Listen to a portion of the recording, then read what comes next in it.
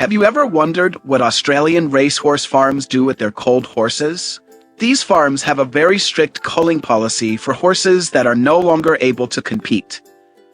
While many farms report that they will care for old and sick horses until they die, many farms sell them to slaughterhouses to dispose of these culled pigs.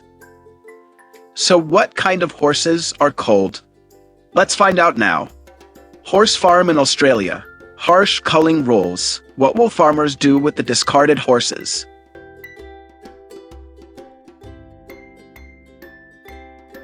Australia has a long tradition of horse racing, and racehorse farms play an important role in the breeding, training, and preparation of thoroughbreds for competition. Australia is also home to some of the world's best racehorses.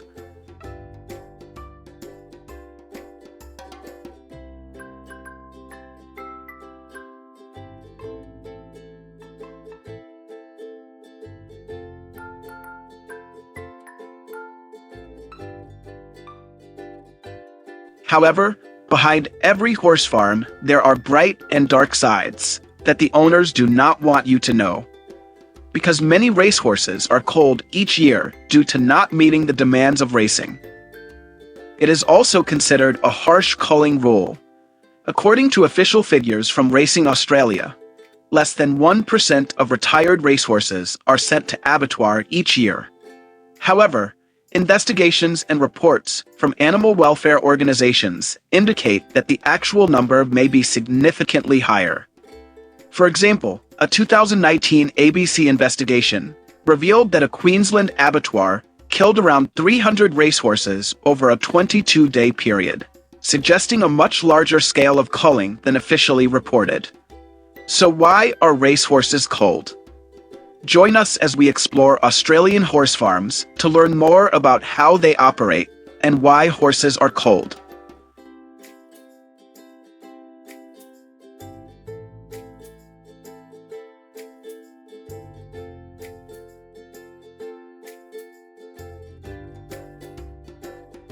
The foundation of any successful racehorse farm lies in its breeding program.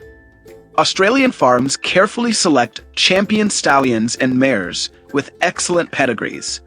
Many farms breed from top breeds, such as Schnitzel and Fastnet Rock. Unlike other industries, Australian thoroughbred breeding adheres to strict natural mating rules to maintain the integrity of the bloodline.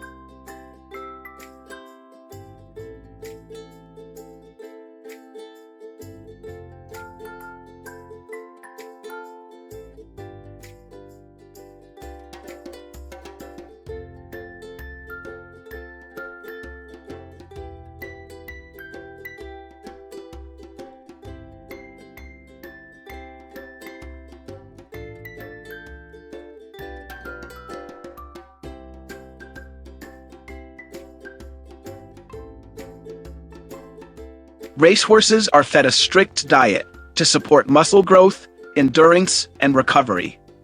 The food includes hay, premium grains. The horses are grazed on fresh pastures to relax, forage for food, and improve digestion. The large pastures also help the horses train better for endurance because the natural environment helps stimulate the instincts of these racehorses. After care and training, the horses are often auctioned or sold to other racehorse farms.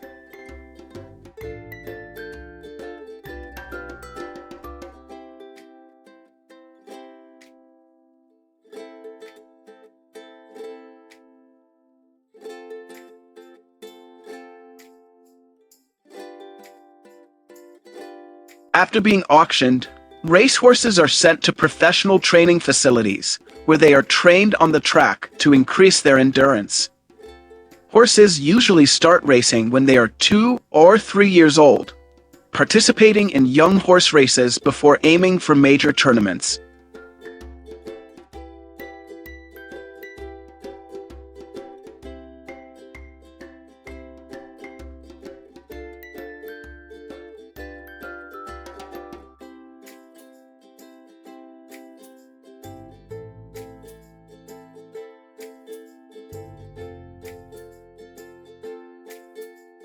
However, not all racehorses win throughout their careers, and farms have a system of aftercare.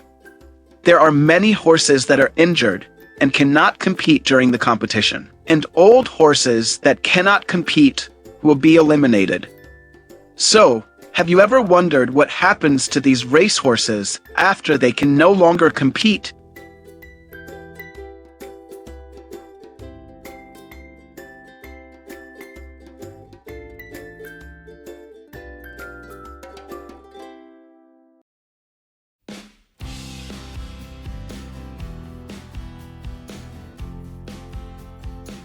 This is a controversial issue because the cost of caring for horses that are no longer healthy enough to compete is relatively high, making many farms reluctant to invest in this fee. Furthermore, if these horses are cared for until they are old and then destroyed, it will cause food waste. Therefore, many farms will sell horses that do not meet the standards in the racing barn to processing plants, to process into meat products, to serve the needs of use. Horses that are too injured to compete, or racehorses that are too old. Although many argue that slaughtering them is cruel, it reduces the waste of horse meat and reduces the burden on farms.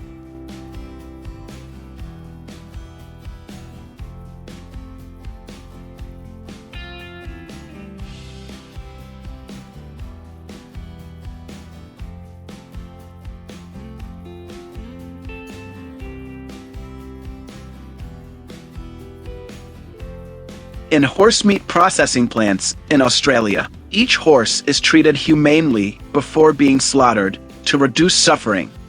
Similar to other livestock, horses are hung on automatic conveyor belts. After slaughter, workers will remove the skin and organs. The horse meat is filtered and cut into different parts for packaging and consumption. In many countries in Europe and many states in the US, eating horse meat is considered cruel. However, in Australia, you can find horse meat sold in many food stores. It is estimated that thousands of racehorses are slaughtered in Australia every year. According to the Racehorse Protection Alliance, there are approximately 30 horse abattoirs operating in Australia, slaughtering horses for pet food and 2 processing horse meat for human consumption. This suggests that the number of racehorses culled each year could be in the thousands. And consuming horse meat also helps reduce meat waste.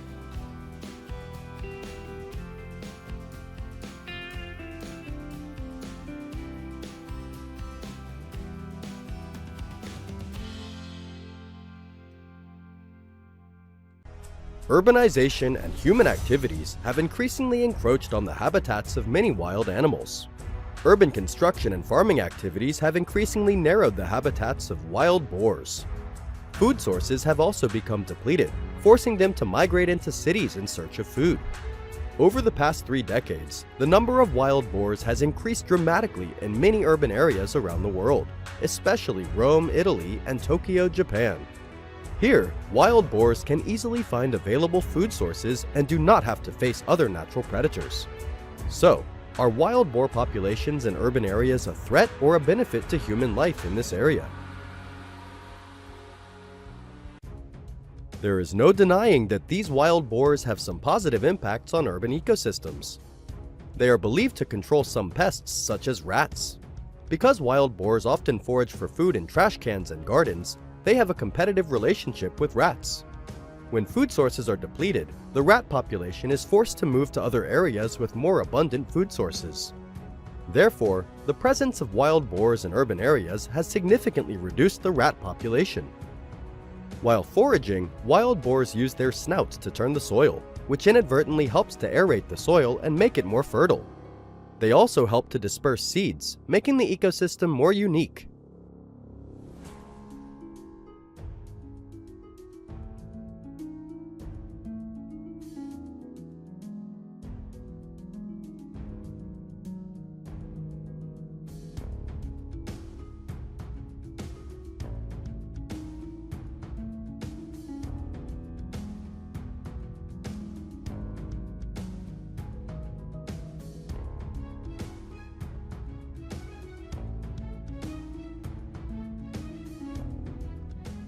However, reports indicate that wild boars cause more harm than good. While foraging, wild boars damage gardens and crops, affecting urban landscapes. They pose a risk of spreading harmful bacteria and diseases, causing potential conflicts with humans.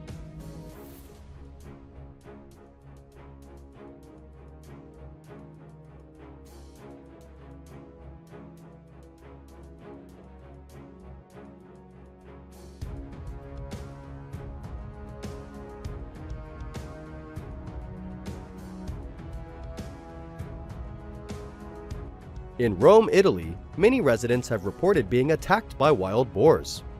Although most of the attacks are not serious, they pose a danger to residents. Wild boars also cause property damage in the areas where they live.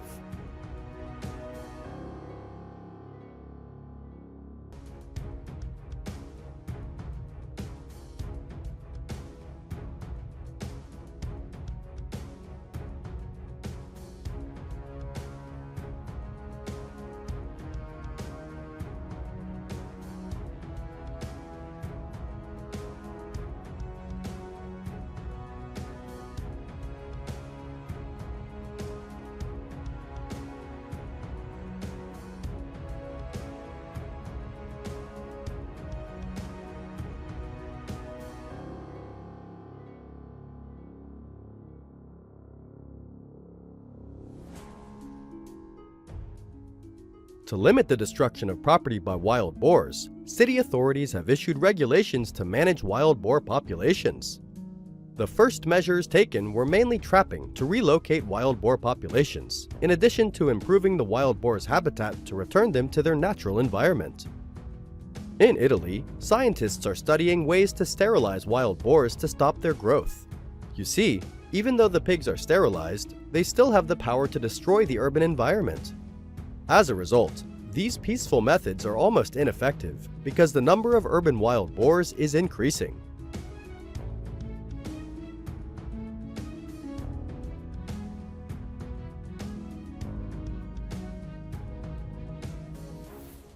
To effectively control the wild boar population, the urban government has come up with stronger solutions. Hunters and farmers are encouraged to use guns to hunt wild boars. Wild boar hunting is often carried out in some European cities because gun regulations are more lenient than in some Asian regions. Of course, hunting is not allowed in residential and urban areas, but must be carried out in the peri-urban areas, where there are fields or forests where wild boars are often active. Hunting wild boars is a more effective way to control them than other conventional methods. It can completely destroy wild boars, and the hunt usually targets adult wild boars that are in the breeding period. This reduces the reproductive capacity and growth of the wild boar population.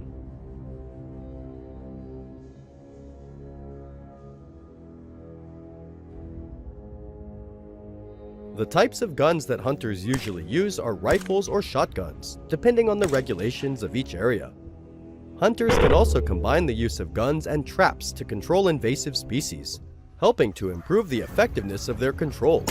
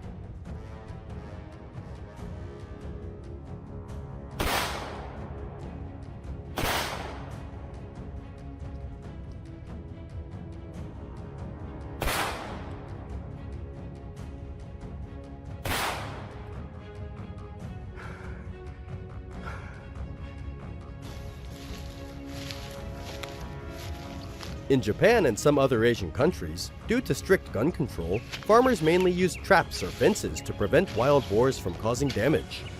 Generally, it depends on each individual area where different wild boar control methods are implemented.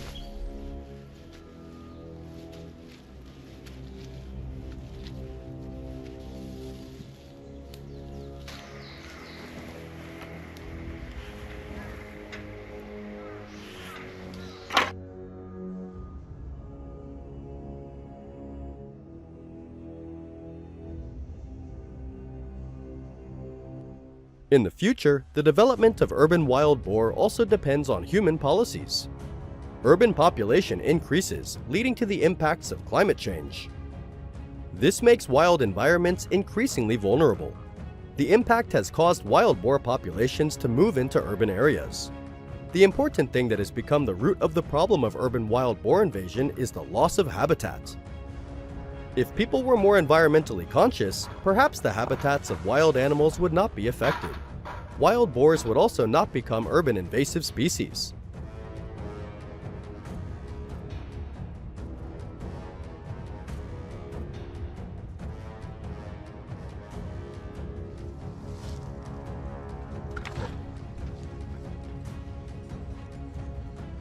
Have you ever encountered wild boars in urban or suburban areas?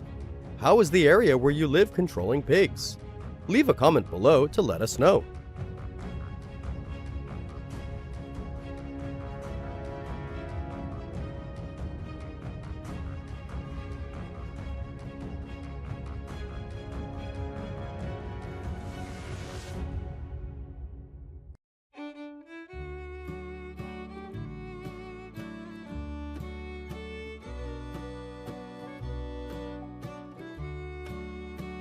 There are many opinions that the majority of Americans and Europeans do not like to eat carp because of its taste and structure.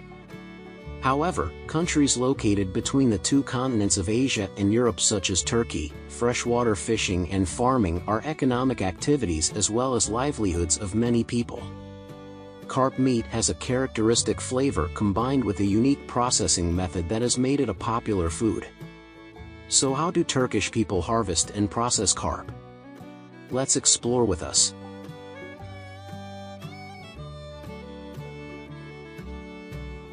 Carp farming in Turkey dates back to the 1970s, when it began alongside salmon farming. While aquaculture has expanded significantly, focusing on species such as salmon, sea bass and sea bream, carp production was relatively modest at the time. However, after more than 3 decades of development and thanks to the Turkish government's support for carp-targeted subsidies, the industry has grown dramatically.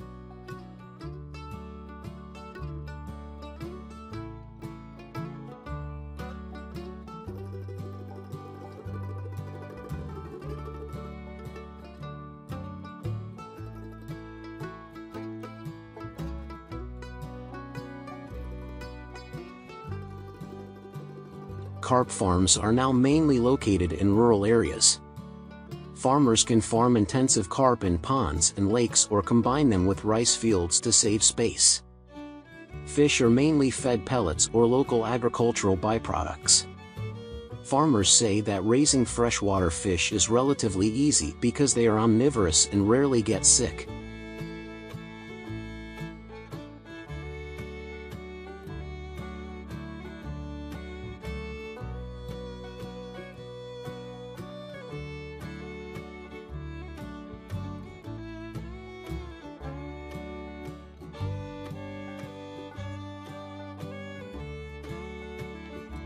Carp farming also does not require attention to water quality like other aquatic species, so farmers do not need to spend much time taking care of them.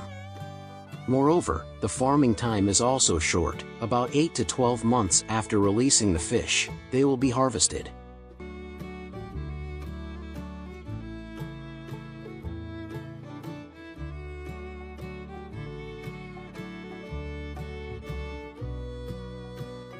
The harvesting process is quite simple, mainly done by hand.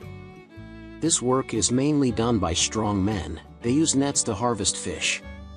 Each time the net is pulled, all the fish in the pond can be harvested.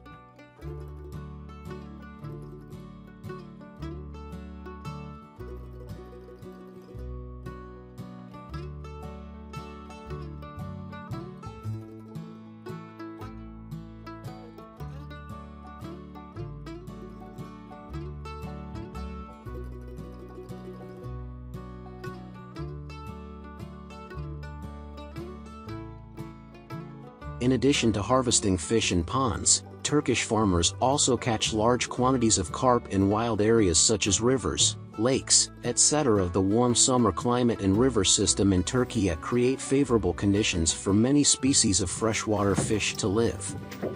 These fish are larger in size and have a more delicious taste than farmed fish, so many people like them. Fishing in the wild mainly uses tools such as net traps. Baited traps are released into the water and harvested after one day. Each trap area is marked with a bamboo stake, making harvesting easier.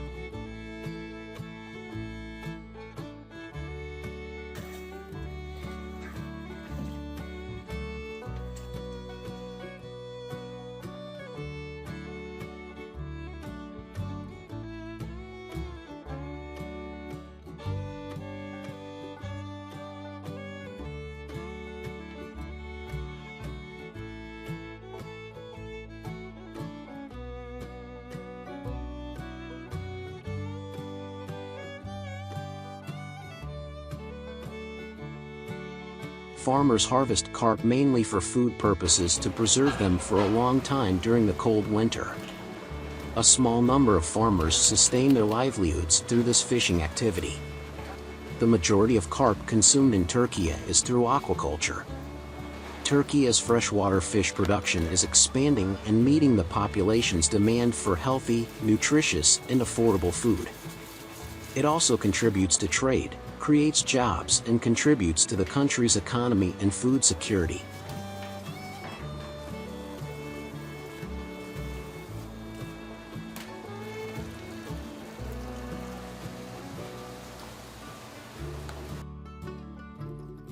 Freshwater carp is prepared in many typical dishes, but in some areas of Istanbul, they are prepared as traditional smoked carp. This is a popular delicacy, especially in areas with abundant freshwater sources such as lakes and rivers. The preparation of this traditional dish involves several meticulous steps to enhance the natural flavor of the fish and achieve a distinctive smoky flavor. Freshwater carp usually has a firm texture and a rich flavor. After being cleaned to remove all odors, each fish is split in half and salted to firm up the flesh and reduce bacteria.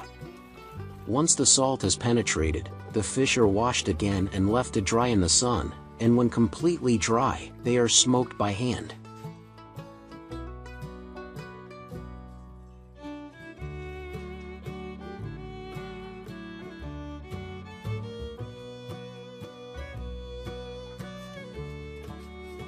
This process usually takes place over a day, using aromatic woods to create a distinctive smoky flavor. Once the fish are golden brown on both sides, they are stored for later consumption.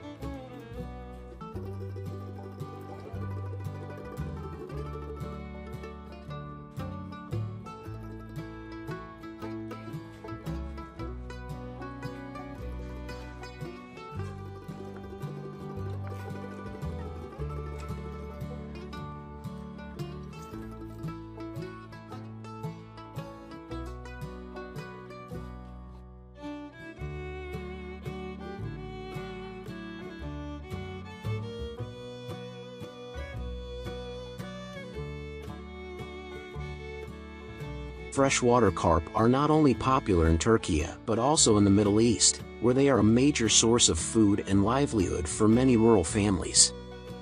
Although they are considered a dangerous invasive species in the United States, they are a major source of nutrition in Asia and the Middle East. We have just watched how Turkish farmers harvest and prepare delicious smoked carp. How do you feel?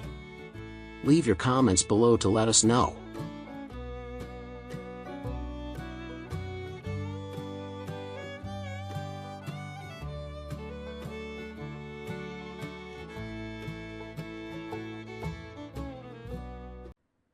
Did you know that garlic was once shunned by British and American cultures because its pungent smell lingered even after meals? However, by the late 1900s, the United States had emerged as the garlic capital of the world. About 24,000 acres of garlic were grown each year, yielding a total of about 400 million pounds. Large-scale factories and farms were once the pride of their country. So, what happened to the industry? Why did the million-dollar garlic factories close? Join me in today's video to find out the truth.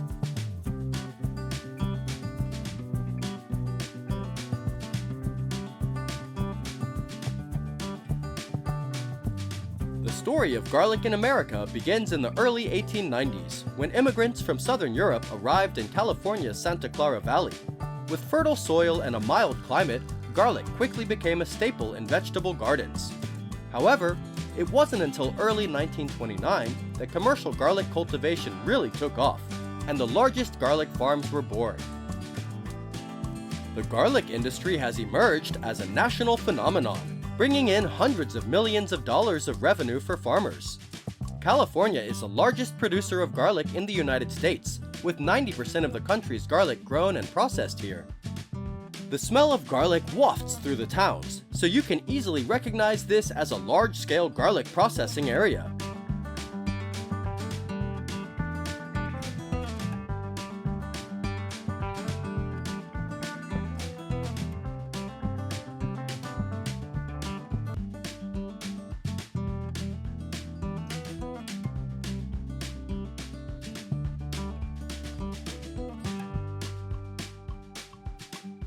In the United States, garlic is usually planted in the fall, in carefully plowed and prepared raised beds. The timing of planting is extremely important. Plant early enough so that the soil does not freeze before the root system develops, but late enough that they do not emerge from the ground. According to statistics, there are hundreds of varieties of garlic grown in the United States, but the most common on farms are California early and California late. The garlic cloves will be planted about 1.5 inches deep. On large-scale farms, garlic planting is mainly done with specialized transplanters, which optimizes time and effort. Garlic takes about 9 months to grow and is ready to harvest when 40 to 60% of the leaves turn yellow, usually around mid-July.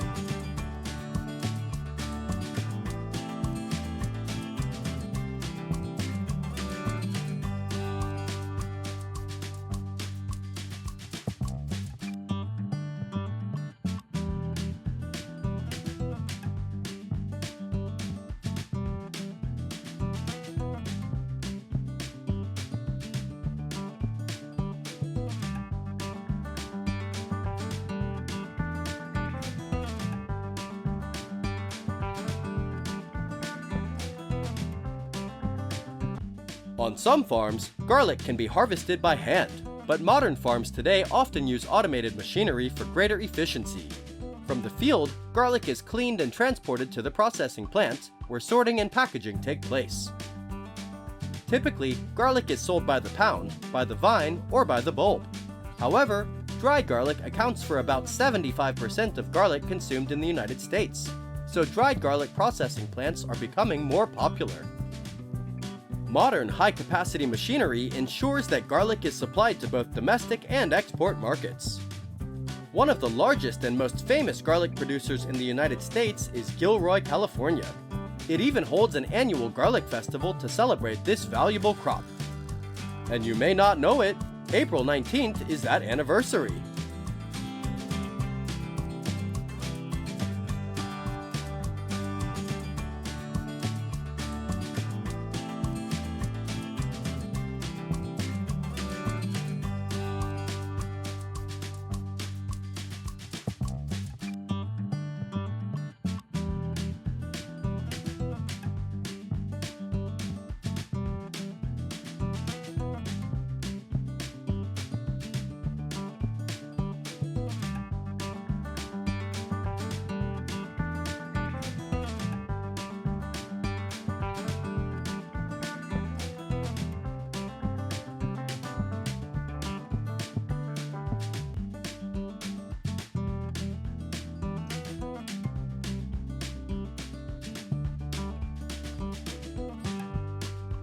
While once the garlic capital of the world, the US garlic industry has lost that status.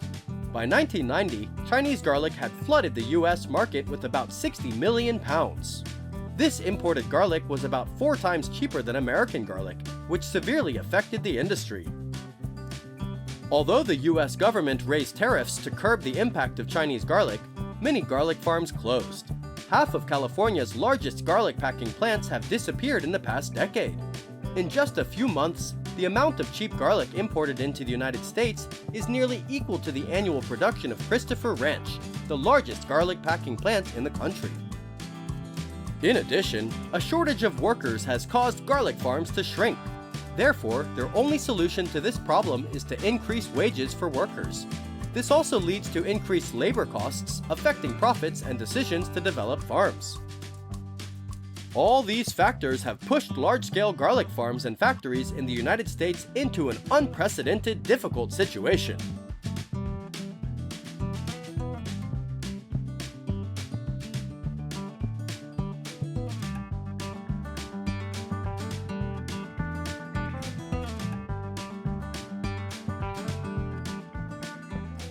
The garlic industry in the United States is no longer as dominant as it once was. But in this situation, farmers still find a ray of hope.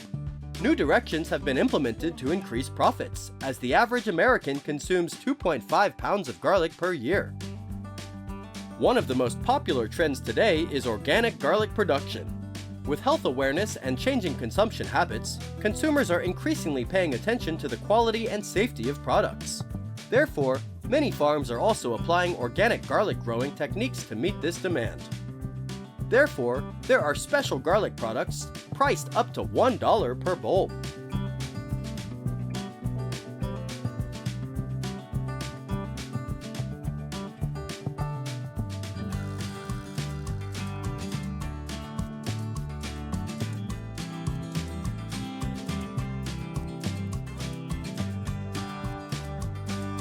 In addition, increasing modern machinery and equipment and reducing labor are also effective ways to increase productivity and limit costs. Farms are gradually focusing on product quality.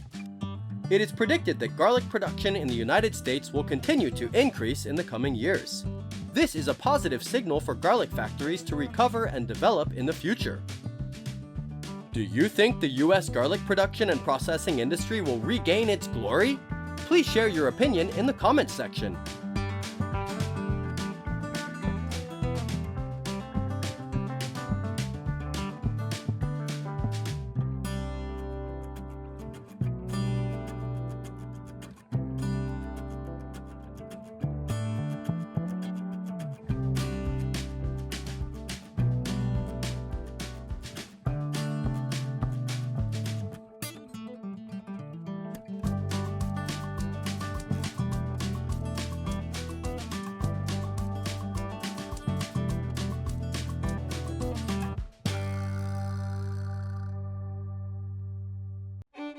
Looking at these lush green fields, no one would think that this was once an aquatic plant that was considered an invasive species in ponds and lakes. In the past, this plant was often discarded by farmers, abandoned to grow crops. However, many Chinese farmers have now become rich from them. So, what kind of plants are these? How do they bring profits? Please join us to explore.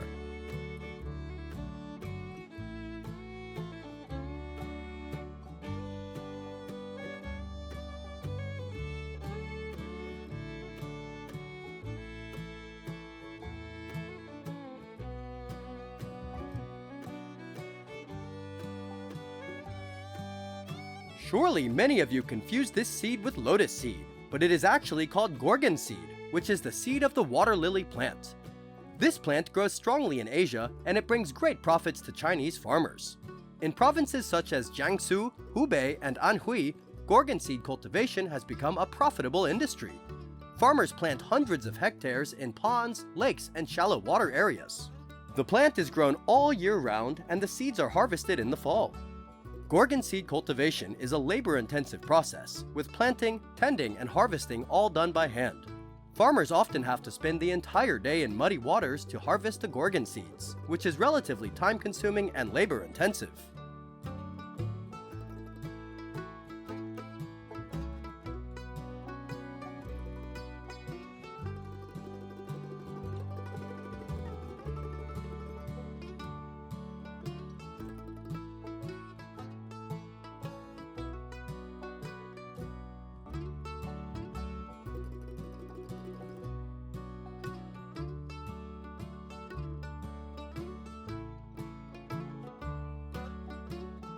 You can see, in the green fields, the farmers, mostly local women, are harvesting the Gorgons.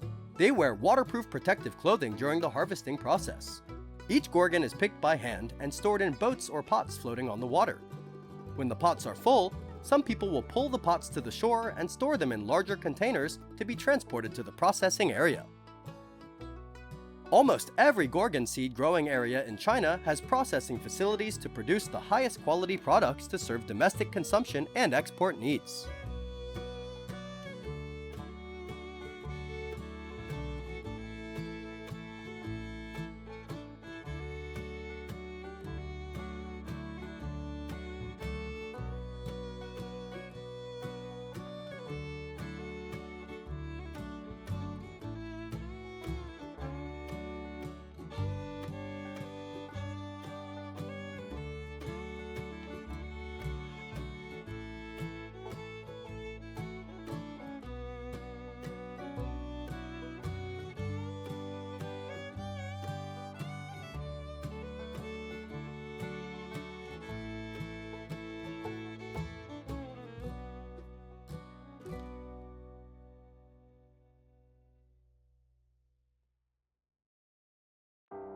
At the processing facility, the Gorgon seeds are separated from the fruit and cleaned, then dried and packaged.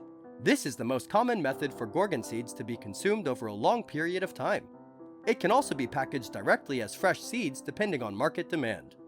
The production of Gorgon seeds is a labor-intensive industry, requiring many workers for harvesting, shelling, and processing.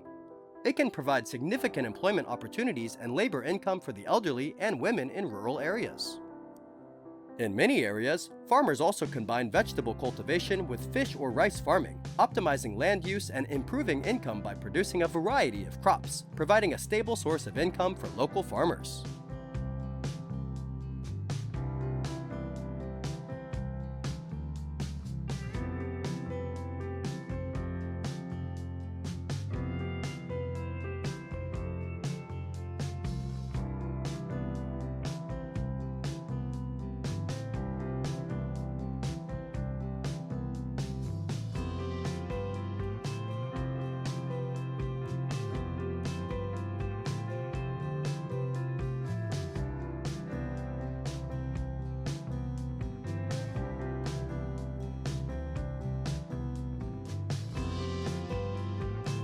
In recent years, Gorgon seed cultivation has become a major source of income for many farmers in rural China.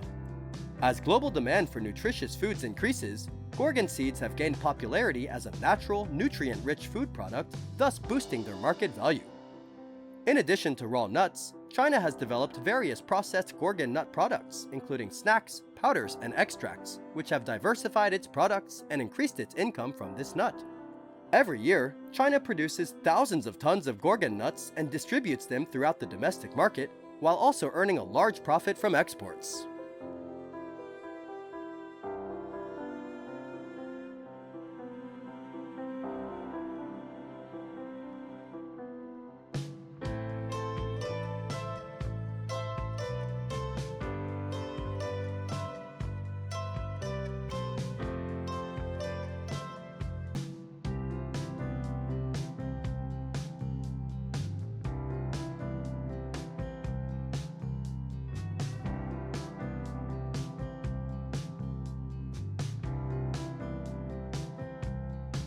Gorgon seeds are increasingly exported in large quantities to Southeast Asian countries, the United States, and Europe, where they are marketed as a healthy snack and ingredient in a variety of dishes.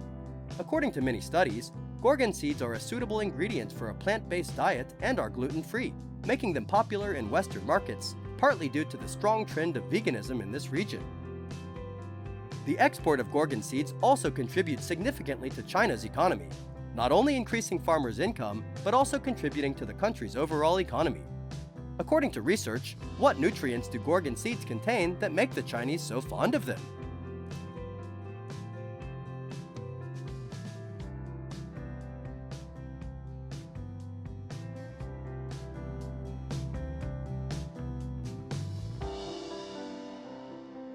Gorgon seeds are prized for their high protein, carbohydrate, and mineral content. They are rich in amino acids, calcium, phosphorus, and iron, making them a highly nutritious food source. In traditional medicine, Gorgon seeds are used for their benefits in supporting kidney function, digestive health, and providing energy. They are believed to have properties that help the body manage stress and improve recovery ability. Therefore, the Chinese often use Gorgon seeds in food processing for people with weak bodies or to nourish the elderly, children, and pregnant women.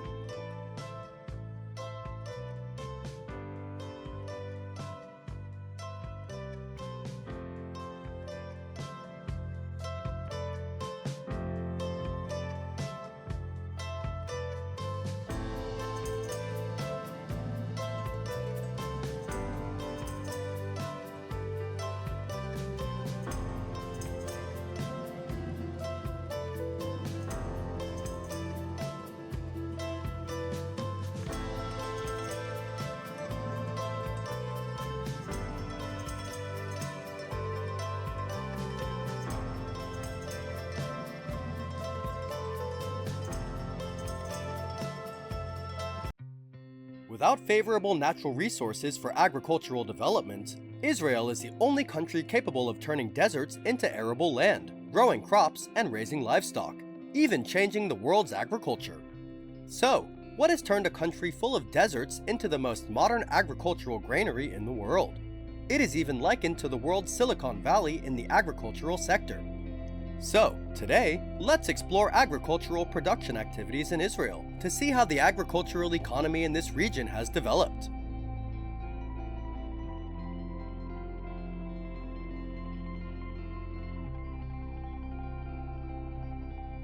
Israel is a small country with an area of over 20,000 kilometers squared, of which desert accounts for 70% of the territory.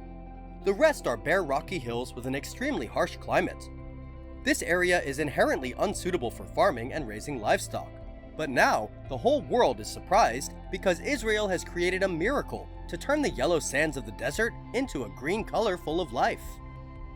So, what measures have the people of Israel adopted to transform their agricultural economy and compete with other agricultural powers?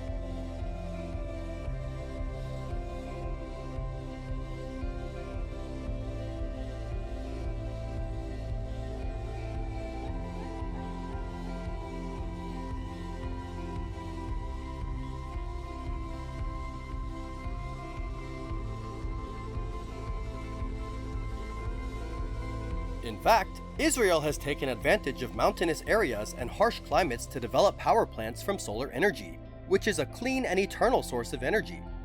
These energy sources are applied in life and agricultural production. Therefore, a lot of other resources such as water are saved. The water sources in the desert in Israel are only used for growing plants. The most popular crop grown in the Israeli desert is the cherry tomato, which is exported to many other parts of the world. Today, Israeli farmers are also developing newer varieties of tomatoes to increase yields. In addition to tomatoes, you will be amazed by the olive groves, vegetables, and many other crops that are adapted to the desert conditions. In the Judean desert region just north of the Dead Sea, agriculture is even more advanced. Farmers use the minerals found in the soil and sand to train crops to grow vigorously. The crops that are exported to many countries and considered to be the best in the world are onions and basil. To develop a strong agricultural sector, Israel invests more in agriculture than any other region in the world. Each year, the country invests nearly $100 million in agricultural research, accounting for about 3% of the country's total agricultural output. Scientists at the centers not only study drought resistance in plants, but also create new varieties of vegetables and crops with high yields, as well as biological control methods and pest control that use less chemicals. According to statistics, with only 2.5% of Israel's population working in agriculture, the country exports about $3.5 billion worth of agricultural products each year, and is one of the world's leading agricultural exporters.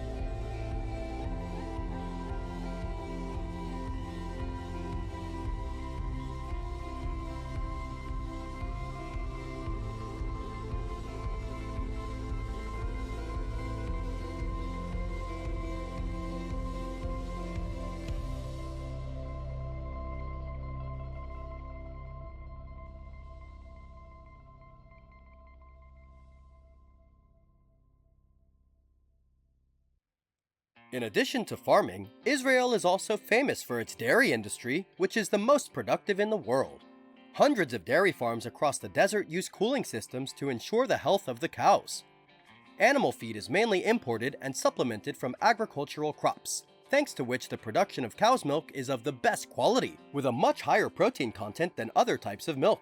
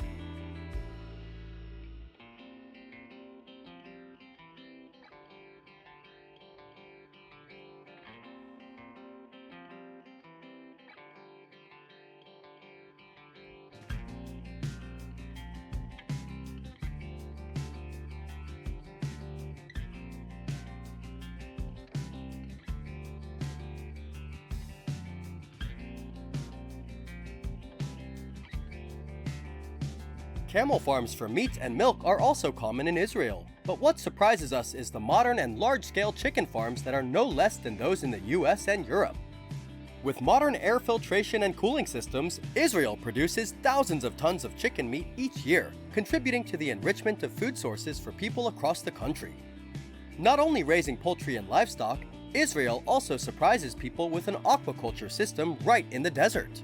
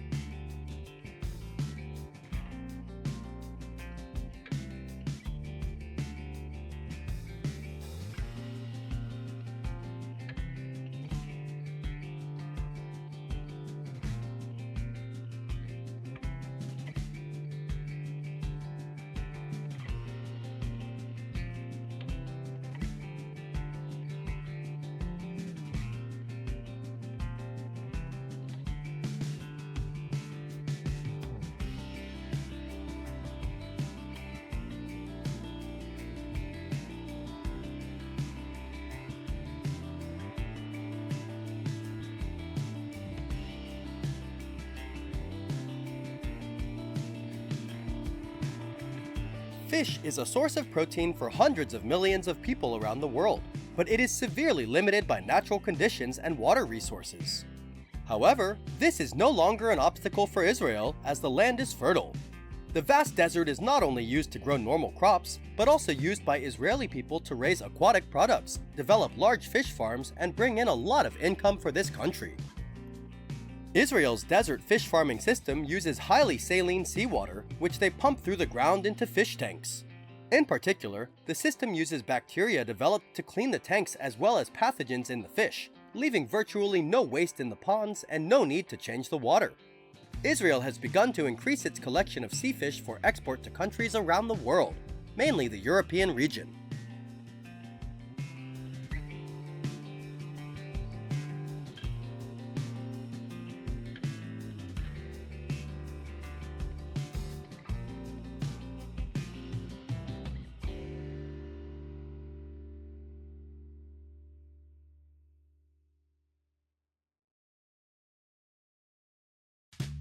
Have you ever seen mantis shrimp raised in plastic cages? It sounds strange, but this is an extremely effective mantis shrimp farming model in Vietnam. With this method, after only 3 to 4 months, farmers can harvest commercial shrimp and sell it for about 50 USD per kilogram. So, what makes this model successful? Let's find out in this video.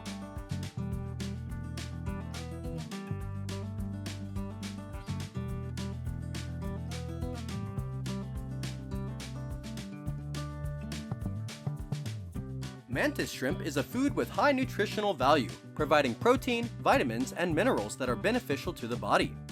In Vietnamese cuisine, mantis shrimp is processed into many diverse dishes with delicious and attractive flavors. Therefore, the demand for mantis shrimp in Vietnam is very high. Consumers are willing to pay from $50 to $80 or more for 1 kilogram. In addition, the natural climate conditions in Vietnam are very suitable for raising mantis shrimp, creating high-quality products. Therefore, the mantis shrimp farming model has brought a stable and sustainable source of income to farmers.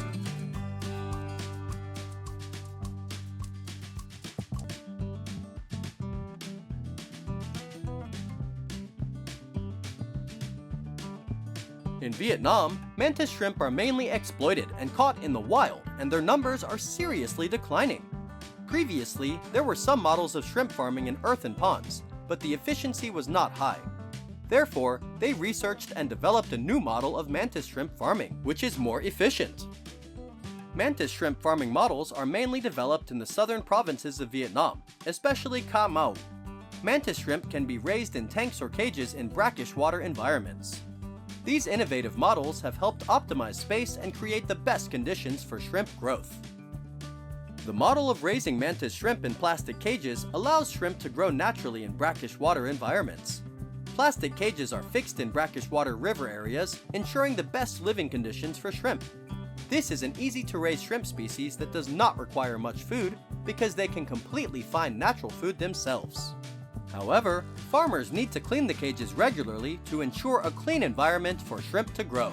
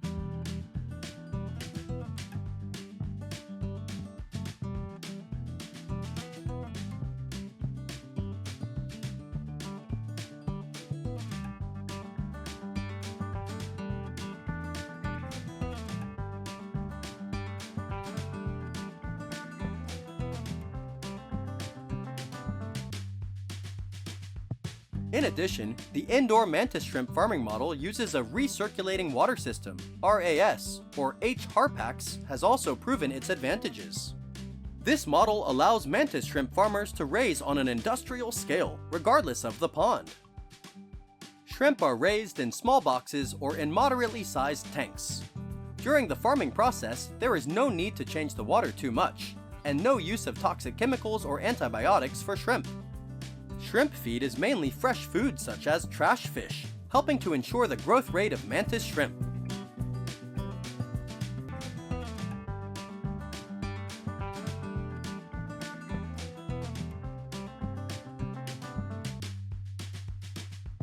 In addition, the indoor mantis shrimp farming model uses a recirculating water system, RAS, or HRPAX, has also proven its advantages. This model allows mantis shrimp farmers to raise on an industrial scale, regardless of the pond. Shrimp are raised in small boxes or in moderately sized tanks. During the farming process, there is no need to change the water too much, and no use of toxic chemicals or antibiotics for shrimp. Shrimp feed is mainly fresh food such as trash fish, helping to ensure the growth rate of mantis shrimp.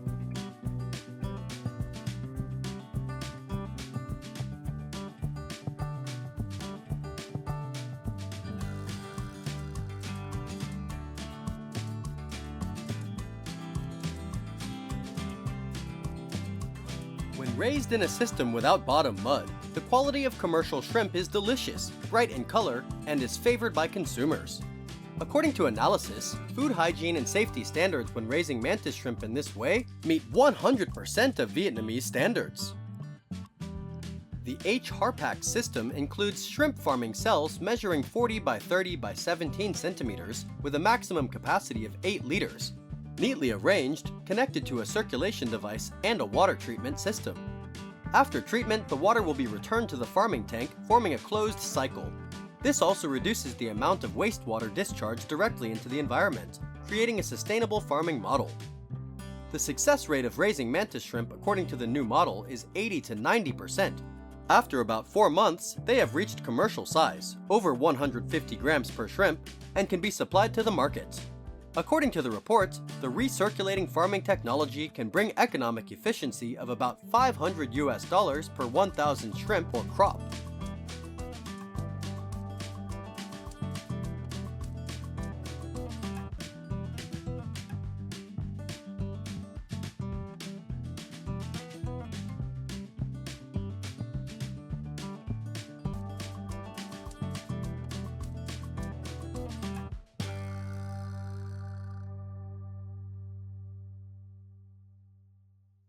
Mantis shrimp are currently sold at high prices in the market, especially in large urban areas.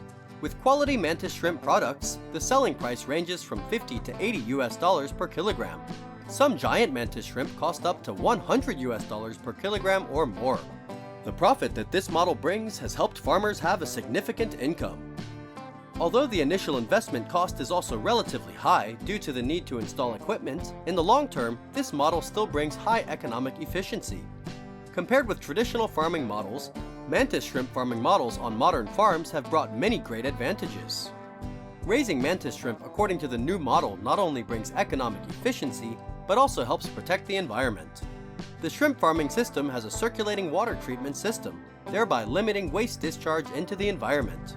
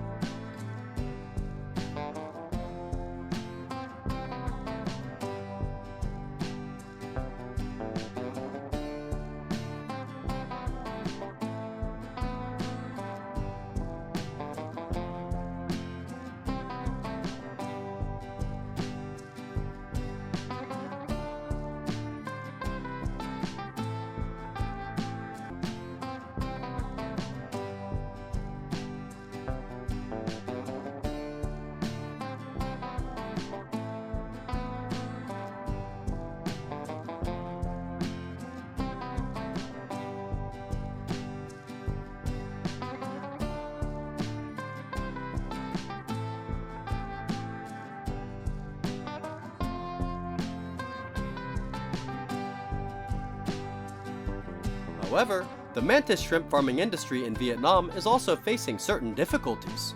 Currently, mantis shrimp breeds are only caught in the natural environment and have not been artificially researched, so the number of breeds cannot meet the demand when this model develops. With the large demand of the market, the mantis shrimp farming industry will have many opportunities to develop in the future. Therefore, modern farming models are the best way to optimize profits for farmers.